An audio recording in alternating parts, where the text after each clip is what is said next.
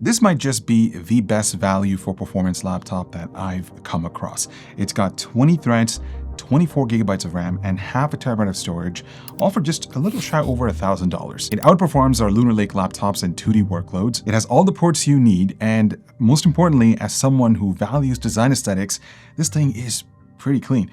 I'm talking about the Asus Vivobook S14 that's sitting right in front of me. And you know what? This laptop at its current price might be the ultimate challenge for the Macbook Air M4. So it'll be perfect to include it with the Air when we get it for review. So stay tuned for that. But before we dive a little bit deeper, I want to address something real quick here. And that is Asus's laptop lineup is a complete mess. It's polluted in my opinion, because you've got the ZenBook series, which is sort of their Halo thin and light product series.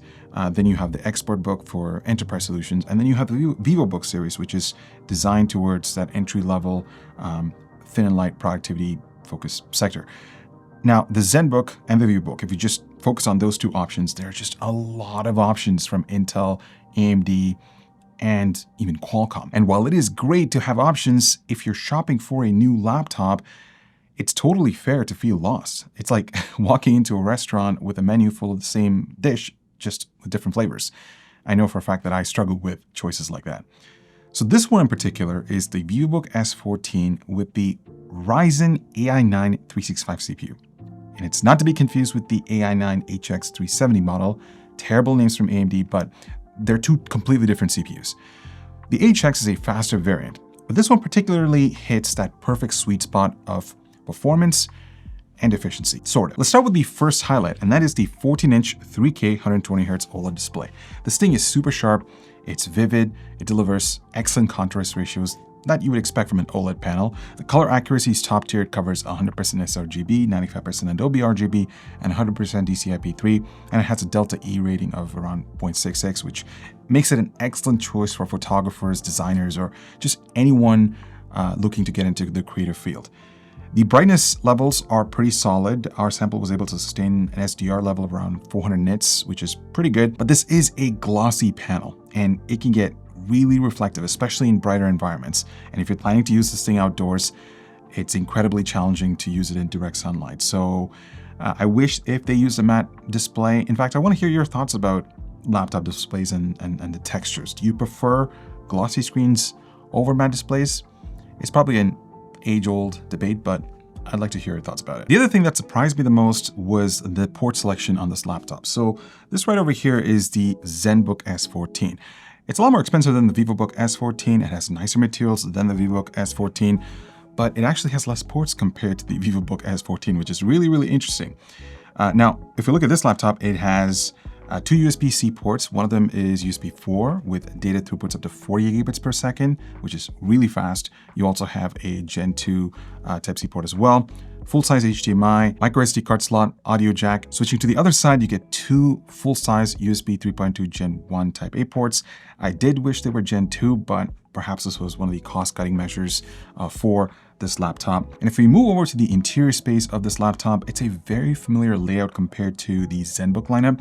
These feature 1.7 millimeters of key travel, and they're arguably one of the best keyboards to type with, especially when you're writing a lot of email. Asus has always had one of the best keyboards on the market, and this one does not disappoint, even though it costs a lot less compared to the ZenBook lineup. It feels very familiar. Now, the trackpad it's all right. It is a huge surface, but I don't think this thing is a glass surface, so it's not as smooth as the ZenBook S14, but they have integrated some smart gestures to make the user experience a little bit, fun. So if you slide up and down on the right-hand side, that adjusts the display brightness output. And if you switch the same thing towards the left-hand side, that adjusts your volume controls. And if you watch videos or consume a lot of media, you can use the top side of the trackpad to rewind or forward within that video, which is pretty cool. There's also another app called Screen Xpert. Now, this is sort of a little icon that hovers around your desktop, and essentially it lets you pin certain functions. For example, if you want to quickly mute your microphone, or you could even program or integrate the snipping tool to take quick screenshots, which is a really handy tool. I've used it multiple times. I use a lot of screenshots, or I take a lot of screenshots for work, and this thing has come in so clutch. So that's great. The only thing is, I wish if Asus gave us the ability to customize this tray over here, especially with third-party applications. That would have been really cool, but perhaps an update would allow us to do that. And if we look at the design of the S14, it's nothing out of the ordinary. Asus is using a matte black CNC chassis, and they have the Vivobook logo that's engraved on the top cover. Now, because this texture is super dark, it picks up all sorts of fingerprints, so it's very hard to keep clean. You're gonna have to carry around a microfiber cloth and a cleaning solution with you all times just to keep this thing away from fingerprints, because just with a few hours or a few minutes of handling, it looks very bad. So yeah, you can pick this up in 2 colors. This one's neutral black, and then the other option is cool silver. I'm not sure who's coming up with these names, but yeah, nice try, Asus. Now, the build quality of the Vivobook is pretty good. Despite it using a CNC milled chassis, there are still some areas where it requires a little bit more polishing. For example, the lid has some wobble to it. There's some keyboard flex as well. And if I were to compare this to the ZenBook S14, which is, again, much more expensive version of a Vivobook laptop, you can certainly tell it's a day and night difference.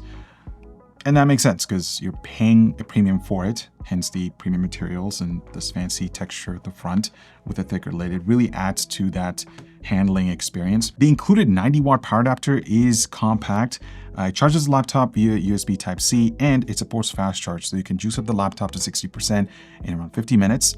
I should also mention that this is a very long cable, so if you're a student and if your power outlet is 5-10 feet away, you should be okay because it's really long. I can definitely guarantee you that. So it's a great feature to have. So this is what the webcam looks like on the Vivobook S14. The quality looks pretty good. It is a 1080p sensor. I wouldn't say it's the sharpest out there, but it's a good balance of just everything that you would need for an online meeting. So it doesn't look overexposed to my skin tones. They look pretty accurate, and it has a physical privacy shutter right over here. So it's just a physical cover, and it works pretty well. Let's just see if it goes back to normal in terms of exposure, and yeah, we're good. So in terms of audio quality, I have to say they have baked a lot of different modes into the My Asus app. So there is 360-degree recording mode, there is directional recording mode, there's some AI noise canceling stuff baked in. I've tried all 3 of them, and the AI versions actually don't sound that great. In fact, it actually cuts my voice significantly. So I just disable all that and just stick to the default recording modes, and this is what it sounds like. So let me know what you guys think. The speakers are located at the bottom, and they sound okay. I'd probably give them like a B-, but yeah, not a lot of bass. The trebles do sound a little muffled, so it's not the best setup for a laptop that I've encountered. But again, for the price, can't complain. In terms of upgradability, this is where things get a little interesting. Now, because AMD is using a new architecture for this platform, the memory is actually integrated, which means you have no access to RAM. And that sucks. Now, 24 gigabytes of RAM is more than enough for everyday tasks. In fact, I feel like that might be a little bit too much, but hey, the more, the merrier. But if you do want to upgrade it later in the future to 32 or more, that's where things might be a little bit more challenging. The only user upgradable component is the M.2 NVMe SSD, and the drive speeds are pretty fast for a laptop within this price point. Now, when it comes to performance, the S14 just doesn't catch up to the competition, but instead it takes a massive leap forward. And to see how it compares, we're putting up against several laptops within the same price bracket. First, there's the Vivobook S14, same laptop, but with Intel's Ultra 5 226V. Then we have the ZenBook S14 and the Lenovo Slim 7i Aura Edition, both powered by the Ultra 7 258V CPUs. There's also the XPS 13 with the Ultra 7 256V, which essentially is the same chip as the ZenBook and the Slim 7i, but it's paired with less memory. We're also going to include another Lenovo laptop with the Ryzen Ai 9 365 CPU to keep things fair. And finally, there is the Macbook Air M3. Now, I know that the M4 chips just recently dropped. We're working around the clock to get our hands on a sample, so certainly stay tuned for that coverage very soon. Now, before we dive into the results, I do want to point out that Asus has baked 4 performance modes in the S14. There's Whisper, Standard, Performance, and Turbo. We'll be covering Standard and Turbo as these give us a solid idea of how the chip performs at 41 watts versus 53 watts. Just keep in mind that turbo mode can get quite loud on this laptop, so I would highly recommend using headphones. So those 20 threads on the Ai 9 365 CPU gives the Vivobook a serious edge over the other Windows laptops. And that does add up since Intel took the risk of eliminating SMT on Lunar Lake. So performance takes a massive hit.